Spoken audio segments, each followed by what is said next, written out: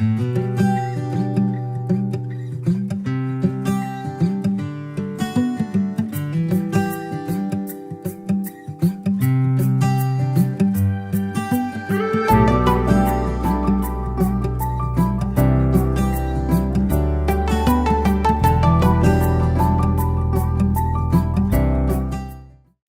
நல்லவர், அவர் கிருபை என்றும் உள்ளது. ஆமென். இந்த நாளிலே கர்த்தர் உங்களோடு கூட பேச அனுமதித்த தலைப்பு Still there is hope. இன்னும் ஒரு நம்பிக்கை உண்டு என்று யோபுக்கு எழுதின புஸ்தகம் 14வது அதிகாரம் 7வது வசனத்தை நாம் வாசிக்க கேட்போம். யோபு 14:7. ஒரு மரத்தை குறித்தாவது ஒரு நம்பிக்கை உண்டு, அது வெட்டி போடப்பட்டாலும் திரும்ப தழைக்கும், அதன் இளங்களைகள் துளிர்க்கும். ஆமென். ஹல்லேலூயா. ஒரு மரத்தை குறித்தாவது ஒரு நம்பிக்கை உண்டு, அது வெட்டி போட்டாலும் தழைக்கும். ஹல்லேலூயா. திரும்ப தழைக்கும். ஒரு மரத்துக்கே ஒரு நம்பிக்கை உண்டு என்று சொன்னால் அவருடைய சாயலிலே உருவாக்கப்பட்ட உன்னை குறித்தும் ஒரு நம்பிக்கை உண்டு. ஆமென் சொல்லுங்களேன். Still there is hope. ஆமென். இந்த நூற்றாண்டின் மிக பயங்கரமான போராட்டத்தை சந்தித்துக் கொண்டிருக்கிறது இந்த தலைமுறை. We are in the season of greatest storm. The world is in the season of greatest trouble. இந்த உலகம் இதுவரை கண்டிராத போராட்டத்தை கண்டு கொண்டிருக்கிறதை நாம் செய்திகளிலும் முகநூல்களிலும் பார்த்து கொண்டிருக்கிறோம். We are in the greatest season of fear, பயம். At last we are in the greatest season of death. மரண செய்திகளை நாம் பார்த்து கொண்டு கேட்டுக்கொண்டே இருக்கிறோம். இன்றைக்கு ஒரு காரியத்தை கர்த்தர் சொல்ல விரும்புகிறார். There is hope. Today God is promising. என்ன தெரியுமா ப்ராமிஸ் பண்றாரு? Trouble is temporary. Amen. போராட்டம் நிரந்தரமானது, தற்காலிகமானது. The problem is not permanent and the trouble is temporary. Amen. Hallelujah. எல்லாரும் சொல்லுங்களேன். Trouble is temporary. Trouble is temporary. Problem is not permanent. Problem is not permanent. There is always an after in the test or a trouble. நீங்க எந்த போராட்டத்தை பார்த்தாலும் அதுக்கு அப்புறம் அப்படின்னு ஒரு விஷயம் இருக்கிறதை கர்த்தர் இன்றைக்கு சொல்லிக் கொடுக்க விரும்புகிறார். And there is always a light waiting out of the darkest tunnel. ஒரு பெரிய இருள் நிறைந்த ஒரு டனலுக்குள்ள போய் கொண்டு இருக்கிறோம்னு சொன்னா அங்கே நம்ம ஒரு பெரிய வெளிச்சத்துக்காக காத்து கொண்டு இருக்கிறது நமக்காக. ஆமென் சொல்லுங்களேன். ஹல்லேலூயா.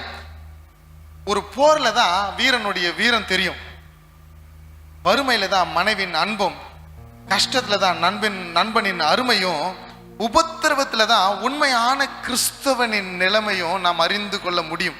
ஆமென் சொல்லுங்களேன். உபத்திரவத்துல தான் கிறிஸ்தவனின் உண்மையான நிலையை அறிந்து கொள்ள முடியும். இன்றைக்கு நாம் சந்தித்து கொண்டு இருக்கிற பெரிய பிரச்சனைகள், உபத்திரவங்கள், பாடுகள், போராட்டங்கள், ஒவ்வொருவருக்கும் ஒரு பிரச்சனை இருந்து கொண்டுதான் இருக்குது. எத்தனை பேர் உண்மைன்னு சொல்றீங்க? We are facing ஏதோ ஒரு வகையில் ஒரு மன அழுத்தம், ஒரு புயல், ஒரு சூழ்நிலை நம்மை அழுத்து கொண்டு இருக்கிறது. இன்னைக்கு அழுது கொண்டு இருக்கிறாங்க ஜனங்க. மரண ஓலத்தின் சத்தம் கேட்டுக்கொண்டு இருக்குது. எங்க போய் முடிய போகுதுன்னே தெரியல. ஒரு பயம் நிறைந்த ஒரு சூழ்நிலை இருந்து கொண்டே இருக்கிறது. ஆனா வேதம் நமக்கு என்ன கற்றுக் கொடுக்கிறது? இந்த உபத்திரவம், இந்த போராட்டம் பாவத்தினால் மாத்திரம்தான் ஏற்படுகிறதா? சாபத்தினால் மாத்திரம்தான் ஏற்படுகிறதா? இல்லைங்க. கர்த்தர் சில உபத்திரவங்களை நமக்கு அனுமதிக்கிறார். கர்த்தர் சில போராட்டங்களை நம்முடைய வாழ்க்கையிலே அனுமதிக்கிறது உண்டு, உண்மை. பட் ஆண்டவர் தைரியப்படுத்தவும் விரும்புகிறார். ஒரு பொன் தோண்டி எடுக்கப்பட்ட உடனே அணிகலங்களாக வருவதில்லை. அது பல நிலைகள், ஒரு ப்ராசஸை தாண்டி தான் அது அணிகலனாக வந்து நிற்கிறது. there is a process. ஆமென். இன்னைக்கு உபத்திரவத்தின் மத்தியிலே போராடி கொண்டு, வருத்தத்தோடு கலங்கி கொண்டு, ஏன் எனக்கு இந்த பிரச்சனை, ஏன் எங்க வாழ்க்கையில இவ்வளவு பெரிய போராட்டம் நடந்து கொண்டு இருக்கிறது, ஏன் இத்தனை சூழ்நிலை என்று நினைத்து கொண்டிருக்கிற உங்களை பார்த்து கர்த்தர் சொல்லுகிற காரியம் என்ன தெரியுமா? ஒரு மரத்தை குறித்தாவது ஒரு நம்பிக்கை உண்டு, அது திரும்பவும் தழைக்கும் என்று உன்னையும் பார்த்து கர்த்தர் சொல்லுகிறார். இந்த இக்கட்டு நிறைந்த இந்த சூழ்நிலையை பார்த்து கர்த்தர் சொல்லுகிறார், this is not permanent. ஆமென். இது ஒரு டெம்பரவரி தான். சூழ்நிலைகள் நிச்சயமாய் மாறும். எத்தனை பேர் நம்புறீங்க? மாறும். ஆமென். ஹல்லேலூயா. யோபு 7வது அதிகாரம் 1வது வசனம் இப்படி சொல்லுகிறது, பூமியிலே போராட மனுஷனுக்கு குறிக்கப்பட்ட காலம் உண்டல்லவோ அவன் நாட்கள் ஒரு கூலிக்காரன் நாட்களைப் போல் இருக்கிறதல்லவோ. ஆமென். பூமியிலே மனுஷனுக்கு போராட ஒரு சில நாட்களை கர்த்தர் குறித்து வைத்திருக்கிறார். ஆமென். உண்டு, போராடுறதுக்கு நாட்கள் உண்டு. ஆனாலும் கர்த்தர் என்ன தெரியுமா சொல்றாரு? திடன் கொள்ளுங்கள், நான் உலகத்தை ஜெயித்தேன். உபத்திரவம் அப்படின்னு நம்ம சொல்லும் பொழுதே நமக்கு நினைவுக்கு வருகிறது நிறைய பேர் வேதத்துல இருக்கிறாங்க.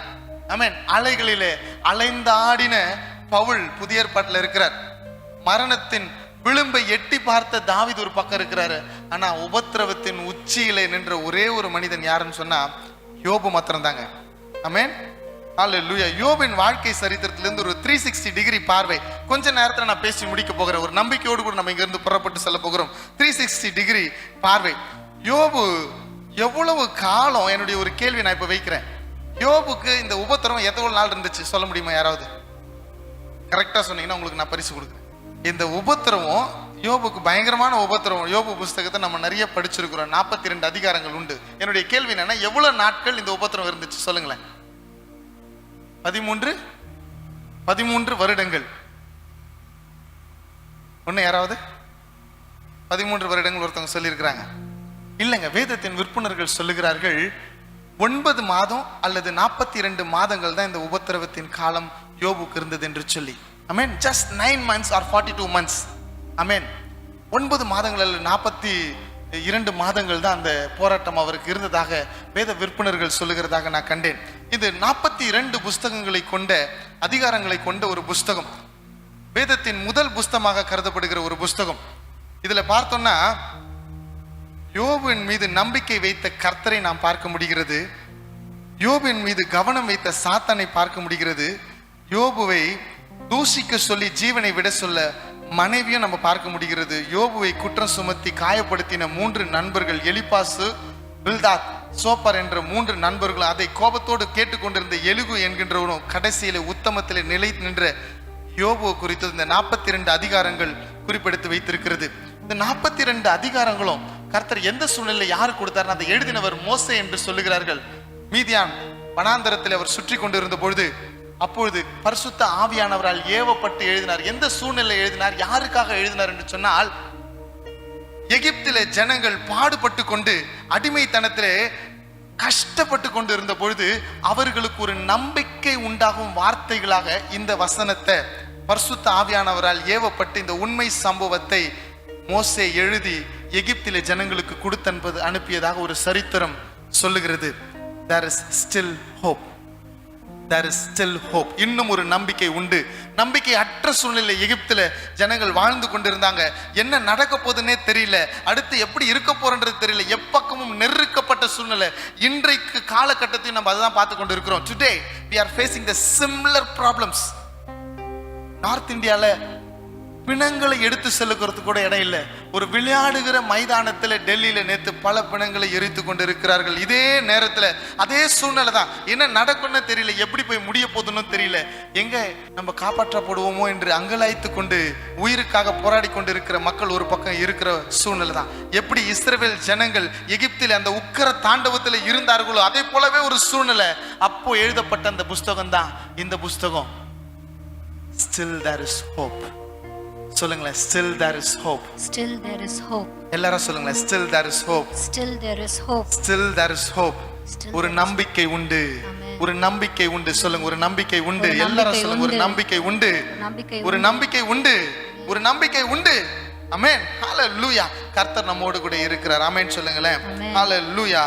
Problem is not permanent and trouble is temporary. ஆமென் சொல்லுங்களேன். ஹalleluya. இந்த யோபுனுடைய சரித்திர புஸ்தகத்துல யோபுவின் வாழ்க்கையை பார்த்து நாம் கற்றுக்கொள்ளுகிற ஒரு பாடம் என்ன? கர்த்தர் முதல் குறிப்பாக சொல்ல சொன்னது என்ன தெரியுமா? How to respond or react to our troubles.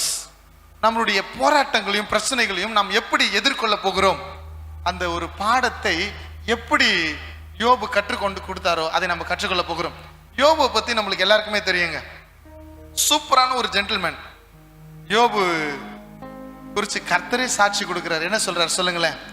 அவன் உத்தமனும் சன்மார்க்கனும் தேவனுக்கு பயந்து பொல்லாப்புக்கு விலகுகிறவருமாய் இருக்கிறான். ஆமென். இப்படி சர்டிபிகேட் கிடைத்த யோபு குறித்து சாத்தான் கவனம் வைக்கிறான். 1வது அதிகாரம் 8வது வசனத்தை வாசிக்கலாம். கர்த்தர் சாத்தானை நோக்கி, என் தாசனாகிய யோபின் மேல் கவனம் வைத்தாயோ? ஆமென். உத்தமனும் சன்மார்க்கனும் தேவனுக்கு பயந்து பொல்லாப்புக்கு விலகுகிறவனுமாக்கிய அவனை போல பூமியில் ஒருவனும் இல்லை என்றார். அவனை போல ஒருவனும் இல்லை. கவனம் வைத்த சாத்தானை நம்ம இங்க பார்க்கிறோம். எதற்காக கவனம் வைத்திருக்கிறான்? யோபுவை விழத்தள்ள பண்ணணும். அதுவும் கர்த்தருக்கு முன்பதாக விழத்தள்ள பண்ணணும். இதுதான் அவனுடைய வாஞ்சையே. அவனுடைய காரியம் என்னவா இருக்கிறதுன்னா, நியூட்டன் லா என்ன சொல்லுது? Every action has its own equal and opposite reaction. ஒரு சின்னதா அப்படி ஒரு சத்தம் கேட்டா நம்ம உடனே அதுக்கு என்ன பண்ணுவோம்? ரியாக்ஷன் பண்ணுவோம். அப்போ சாத்தானுடைய எதிர்பார்ப்பு என்ன? உனக்கு ஒரு பிரச்சனை கொடுத்தா நீ எப்படி ரியாக்ட் பண்ணுவ? how will you react to your problem? இதுதான் அவன் எதிர்பார்க்கிறது. அவனுடைய எதிர்பார்ப்புலாம் என்ன தெரியுமா? யோபு கர்த்தரை சும்மா ஒண்ணு ஆராதிக்கலையா? யோபு கர்த்தர் உத்தமமா இருந்ததுக்கு காரணம் சும்மா ஒண்ணு இல்ல. அவன் சொல்லுகிறான் 11வது வசனத்துல, ஆனாலும் உம்முடைய கையை நீட்டி அவனுக்கு உண்டானவைகளை எல்லாம் தொடுவீரானால் அப்பொழுது அவன் உமது முகத்திற்கு எதிரே உம்மை தூஷிக்கானோ பாரும் என்றான். உமது முகத்துக்கு எதிரே தூஷிப்பான, அப்புறம் அவனுக்கு உண்டான எல்லாத்தையும் தொட. ஏன் தெரியுமா எல்லாத்தையும் தொட சொன்னா? 9வது வசனத்துல சொல்லுகிறது, தேவன் அவனுக்கு உண்டானவை எல்லாவற்றையும் ஆசீர்வதித்தார். 10வது வசனம் சொல்லுகிறது, அவனுக்கு உண்டான எல்லாவற்றையும் வேலி அடைத்தார். அவன் கையின் கிரியைகளை ஆசீர்வதித்தார், அவனுக்கு வேலி அடைச்சிருக்கிறாரு. இப்போ சாத்தானுடைய எதிர்பார்ப்பு என்ன? அவனுக்கு உண்டானவை எல்லாவற்றையும், நல்லா கவனிங்க, உண்டானவை எல்லாவற்றையும் அழிச்சிட்டா அவனுடைய எதிர்பார்ப்பு என்ன தெரியுமா? இப்போ யோபு தூஷித்திருவான், யோபு விழுந்து விடுவான். இது அவனுடைய எதிர்பார்ப்பு. ஆனால் அங்க நடந்தது என்ன? அவனுடைய எதிர்பார்ப்புக்கு மறைமுகமாக நேர்மறையாக வேறு நடந்தது. சூழ்நிலை என்ன? வாசிக்கலாமா நம்ம 14வது வசனத்துல? அவன் இப்படி பேசிக் கொண்டிருக்கையில், ஆமா வேறொருவன், அப்படியே இருங்க சொல்றேன். 14வது வசனத்துல அவனுடைய ஆடுகளை அப்படியே எடுத்துக்கொண்டு சென்றுட்டாங்க. 15வது வசனத்துல அக்கினி வந்து அவனுக்கு உண்டான எல்லா ஆடுகளையும் அழித்து போட்டது. அவனுடைய ஒட்டகங்களை 17வது வசனத்துல ஓட்டி கொண்டு போயிட்டாங்க. 18வது 19வது வசனத்துல அவனுடைய பிள்ளைகள் எல்லாரும் ஒரு வீட்டில இருக்கும் பொழுது, மூத்த மகனுடைய வீட்டில இருக்கும் பொழுது வனாந்தரத்தில் இருந்து ஒரு காற்று வந்து எல்லாரையும் அழித்து போட்டுச்சு. அவனுக்கு உண்டானவை எல்லாம் இப்ப அழிஞ்சிருச்சுங்க. அவனுக்கு உண்டானவை எல்லாம் அழிஞ்சிருச்சு. அவனுடைய எதிர்பார்ப்பு இப்ப என்ன? யோபு கர்த்தரை தூஷிக்கணும். ஆனா நடந்த சம்பவம் என்ன? நம்ம வாசிக்கலாம் 20வது வசனத்தை. அப்பொழுது யோபு எழுந்திருந்து சால்வையை கிழித்து, முதல் விஷயம் அவன் எதிர்பார்த்தபடியே நடந்துச்சு. முதல்ல என்ன ஆச்சு? அவன் சால்வையை கிழிச்சிட்டான். சாத்தான் இப்ப நினைக்கிறான், சூப்பர்டா, very good very good, come on come on come on, ஏத்தி விடுறான் யோபு. திரும்பி சால்வை கிழிச்ச உடனே அடுத்தது என்ன நடக்குது? தன் தலையை சிரைத்து, கமான் சூப்பர் தலைவா, நான் எதிர்பார்த்த மாதிரியே நடந்துச்சு. பிரச்சனை வந்த உடனே என்னாச்சு? சால்வைய கிழிச்சிட்டான், தலையை சரிச்சிட்டான். அடுத்தது எதிர்பார்த்துட்டு இருக்கான். யோபு வீழ்வான் என்று நினைத்த சாத்தானுக்கு நடந்தது ஒரு அதிர்ச்சி. யோபு வீழ்ந்தான். எப்படி தெரியுமா விழுந்தான்? ஆராதிக்க விழுந்தான். ஹல்லேலூயா. யோபு வீழ்வான் என்று நினைத்த சாத்தானுக்கு அதிர்ச்சி உண்டாயிருந்தது. தொடர்ந்து வாசிங்க. யோபு தலையை சிரைத்து தரையிலே விழுந்து பணிந்து. ஆங்கில வேத புத்தகத்துல Job fall down and worship the Lord, கர்த்தரை ஆராதனை செய்தான்.